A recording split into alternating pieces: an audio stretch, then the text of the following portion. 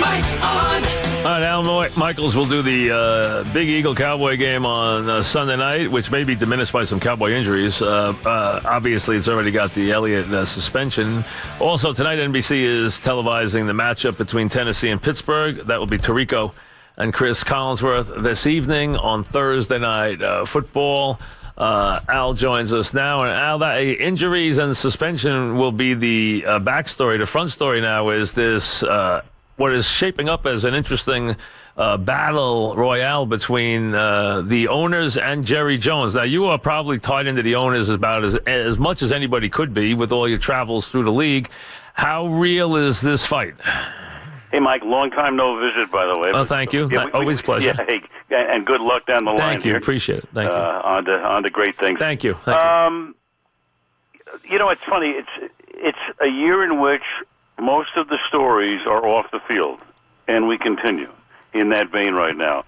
And obviously, you know, we've had the protests, we've had the concussion thing, which has now been going on for a couple of years, and there seems to be a new iteration.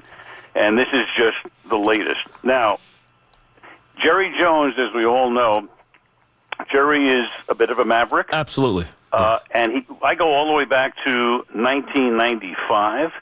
And I was in the middle of it because that was the night that Jerry Jones wanted to announce that the teams should get the revenue from their merchandising, and it should not be one big pot. And he actually called me when I was doing Monday Night Football in those years to come over to his hotel on that Monday afternoon and laid it out for me.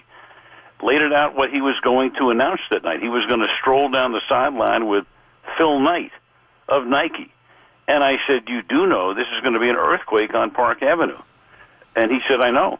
And so we announced it that night, and of course the league office went crazy. But he was way ahead of his time at that particular point. No question. He was able to increase revenues significantly. To this day, it was one of the best moves that the league ever made in terms of enhancing their revenue. And here we go, you know, down the line, he's been involved in so many things. This is just another. I don't know much more than you would know right now, or any of us would know just from reading things and hearing about things, but clearly getting down there early tomorrow morning, I'll find out a lot more, and hopefully... Well, you're being humble. You do, because you know a lot of these owners intimately. Now, here's the one thing I'll ask. Does he have any support? Forget the compensation committee. I know he doesn't have any support there, and on that committee are three of the guys who are Goodell's biggest guys. You got Rooney, Mara, Blank, they're all the biggest Goodell supporters in the world, those three especially. We all know that. But does he have any? He's talking about having 15 owners, and really all he's asking is to slow down a contract extension. He's not asking for anything dramatic. The question is, does he have any support from what you know, and you do know? Does he have any support from other owners? Well, clearly he has support from Dan Snyder. We know that. I mean, Dan has been in Jerry's camp all the way on a lot of things. And he really thinks that, you know, Jerry is the best of the best when it comes to figuring out how things work.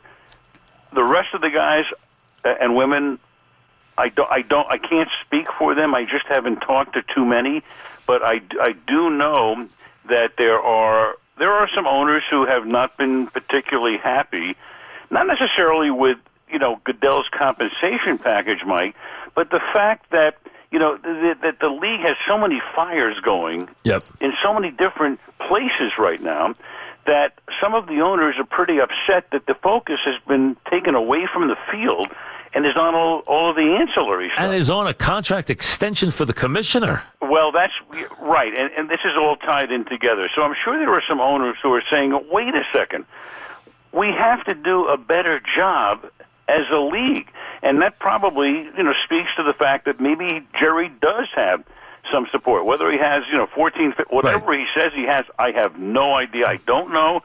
Most of these, you know, people, most of the owners are fairly circumspect about this right now because they don't want to get involved, you know, publicly. They're very, you know, they're private in terms of how they really feel about these things, in terms of letting their emotions play out in the media. They want to keep it under wraps.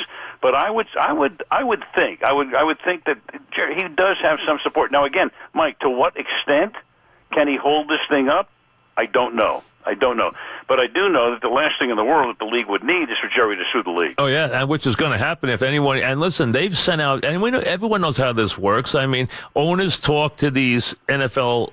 quote reporters, as everyone knows, and tell them, hey, he could lose his franchise. We all know that's ridiculous. He's not ever losing his franchise. That lawsuit would be epic. I mean, so especially the Dallas Cowboys, he's going to take away the Dallas Cowboys. I mean, it's ridiculous.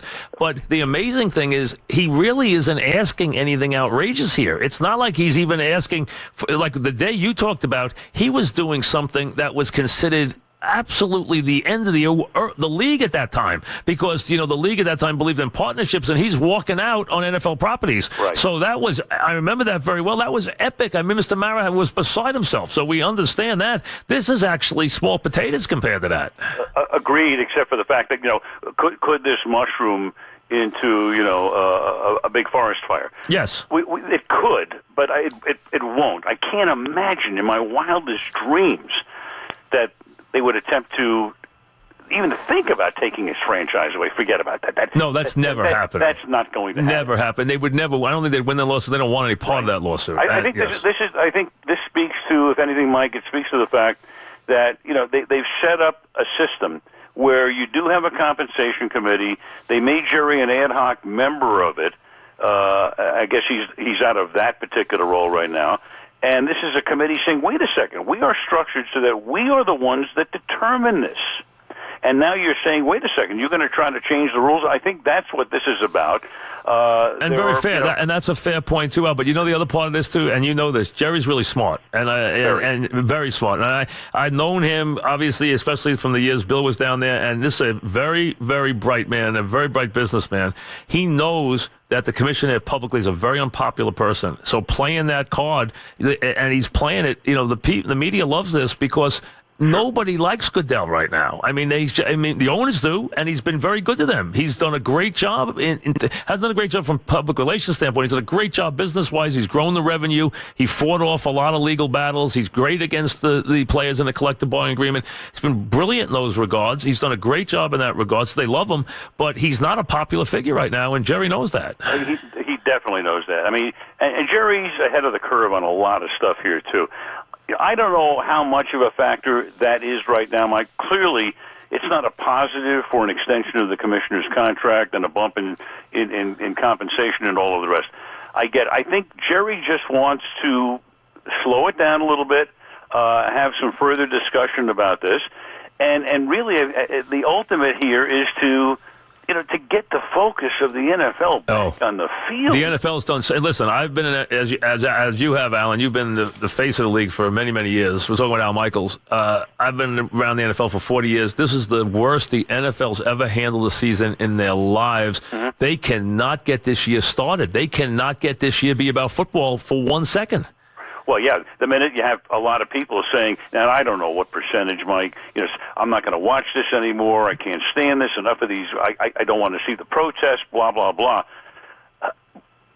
I don't know what percentage of people really do this, but the fact that it's even in the conversation is something that Park Avenue obviously... No, not good. And I've had guys who actually make a living selling NFL merchandise tell me my business is off 20%. I mean, if that's true, if any part of that is true, and it's just something the league doesn't need right now, and you could probably feel this going stadium to stadium, the league just has a different feel this year. Yeah, and you know what's so funny, too, Mike? I keep thinking back to, there have been a lot of controversies in the NFL over the years on and off the field, and in a way, it was almost, I don't want to say good for the league, but the fact people were talking about it, whether it was an officiating error on a big game or whatever was taking place, it was almost as if people were, relishing hearing about the underside.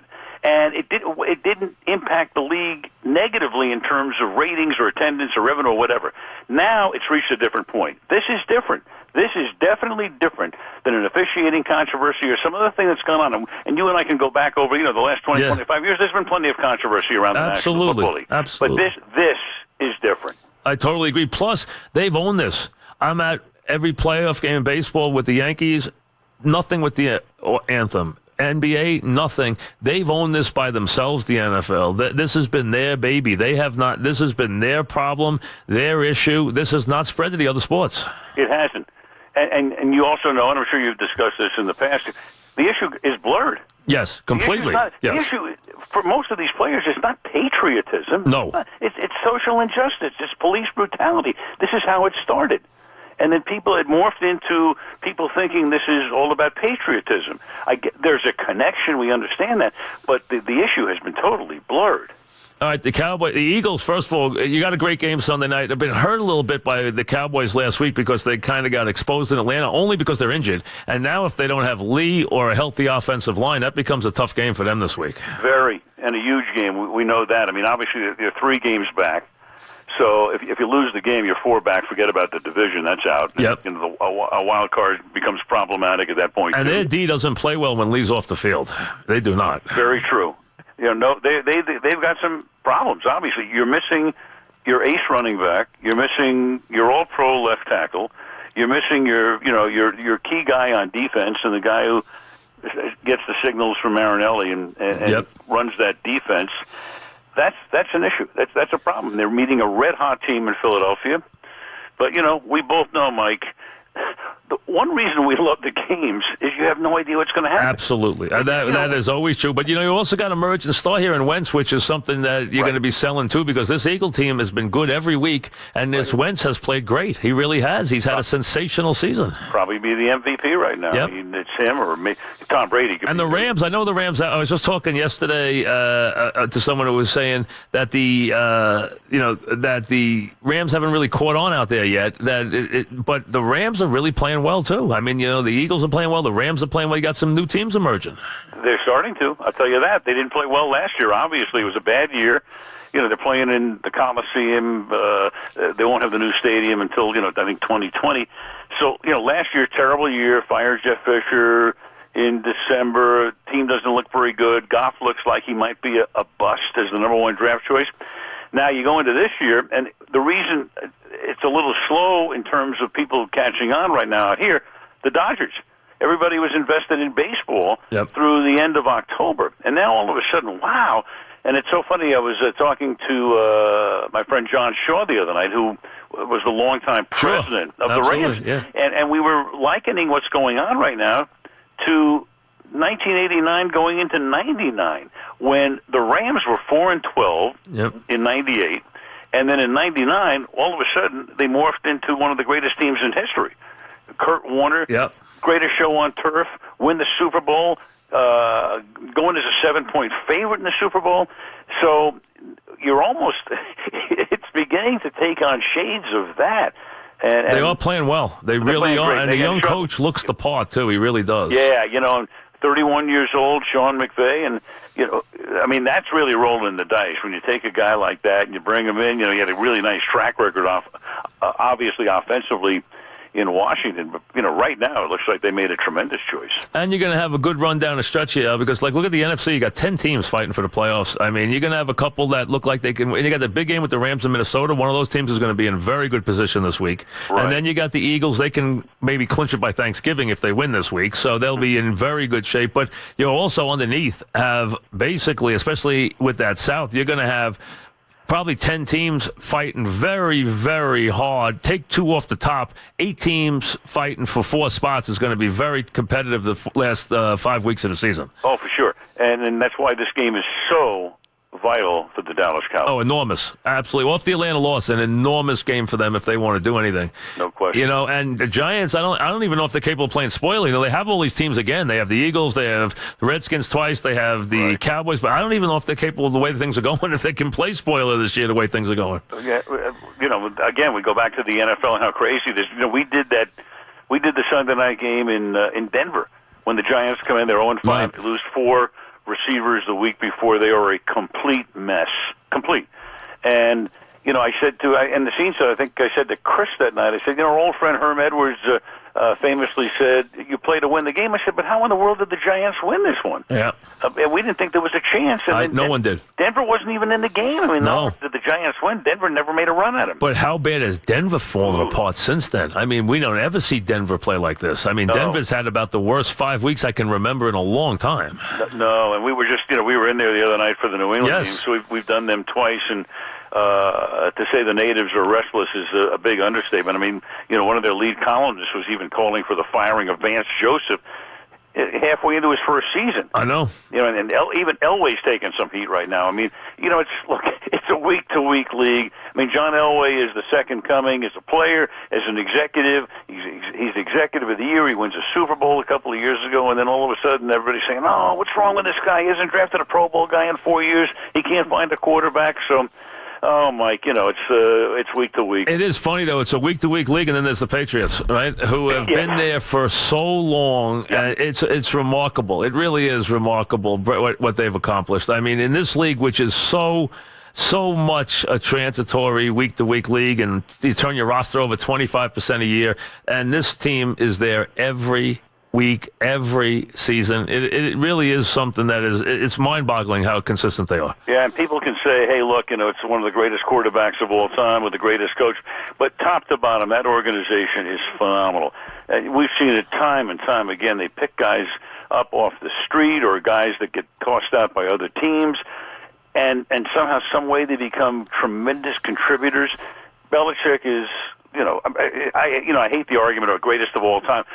Certainly in the argument. No question. We know that. But every week, last week we were in there, and we were, Chris and I were talking about the game the day before, and we were talking about, they've got the 4 running backs, and they're mixing and matching different guys. I mean, you lose Edelman before the season starts. Hogan's going to be out the other night, so they're a little short on the wide receiver end.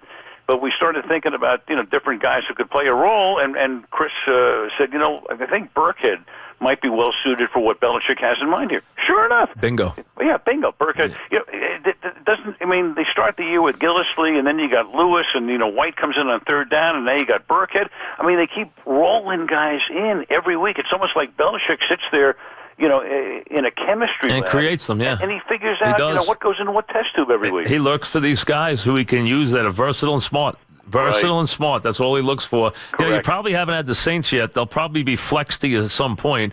They'll probably win their 8th game this week against Washington. And now they become a story. We haven't heard from Peyton and Sean, and people were down on Sean. They would, they're down on the Saints. They're down on Peyton. Now all of a sudden they're the toast of town again. Here they come. Could be 8 in a row after this Sunday. And I'm sure if they're not on the schedule, they'll be flexed your way in the next month or so. Yeah, I don't know what, we've got a couple of really good games that aren't going to be flexed out, but like Philadelphia plays Seattle, and I don't know what New Orleans' schedule looks like, vis-a-vis ours. Well, they got 2 big games with Atlanta. I don't know what's going to. I know one's a Thursday night, one of the 2.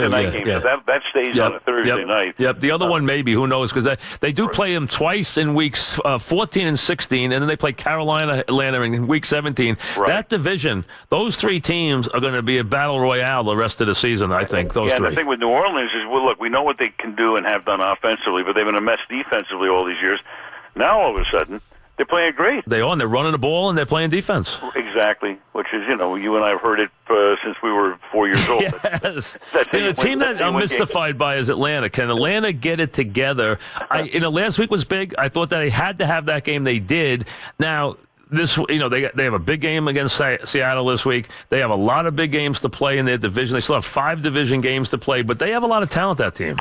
They do, and look, they've underperformed at the start of the season. They got by with they eked out a victory on opening day in Chicago. We had them week 2. They beat Green Bay. They looked like they were off and running, and then all of a sudden, I don't know what happened. And then, we had them obviously in New England about 6-7 weeks into the season, and they laid an egg. Oh, they were bad in that one, yeah. Yeah, but look, it's the same team that was in the Super Bowl. Well, of course, they got I don't know about Freeman right now. That's a big loss. That hurts. They got by with him, and they lost him early in the game against Dallas, and still got by with it. But he's a huge key. Pittsburgh goes tonight. This could be if anyone's going to beat them. I know they never beat the Tom Brady. I understand that, but the Steelers look about as complete as as any team out there. If they're on their A game, they could be. This could be their year. I mean, they have a legitimate chance this year to be a big team. Oh, no question. And I don't think they played their absolute best. No, game. I agree. They've been winning. I mean, last week they're down by 14 to Indianapolis. Yeah. Came from behind. Lost to Jacksonville. I mean, right. Yeah. We had them against Detroit, and they didn't run away with that game either. So there's more to be had there with them. There's no doubt about it. But you're right. That New England Pittsburgh game, I think that's week 15. That could very well determine.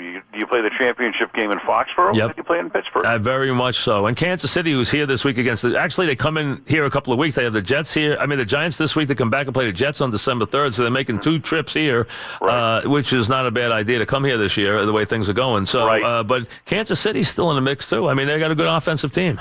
They are. I mean, they started out winning 6 in a row. Now they've hit the skids here a little bit. But Andy Reid comes off a bye week. He never loses. Yep. And he's probably not going to lose in the Meadowlands this weekend. Be hard. Really yeah, would, yes. They go to 7-3. They got a pretty, I don't want to say, so I don't have their whole schedule in front of me, but, they've got some winnable games down the stretch here. So they should win 10, 11, whatever it's going to be. So I'd be surprised if they're, especially in that division right now. I mean, Oakland. Last stand for Oakland this week against the Pats. They got to get this game. Yes. Probably. They'd be 4-6 if they lose it. So they got to get this game. It's been a funny year for them, too. They've never gotten themselves started this year. They've never got out of the box this year with that team. Yeah.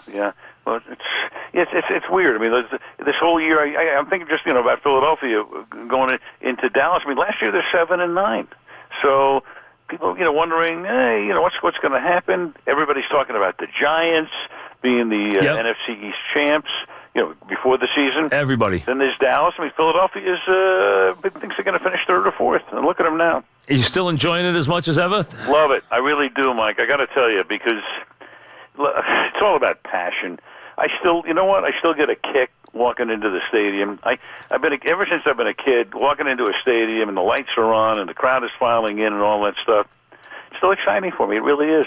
And it's you've been so recognizable with Al's a legendary baseball announcer too. He did a lot of baseball in his life, a lot of it. You go back, did some great teams, great games, sure. Through the years. So I mean, you were a baseball announcer for a long time, but you have been very much involved in this you've been the guy in the NFL for a long time. So it's been it's been a lot of years of a lot of traveling around doing this stuff. Well, 32 years of doing the NFL now, 20 on Monday and 12 on Sunday. Mike, it's gone by in about a month.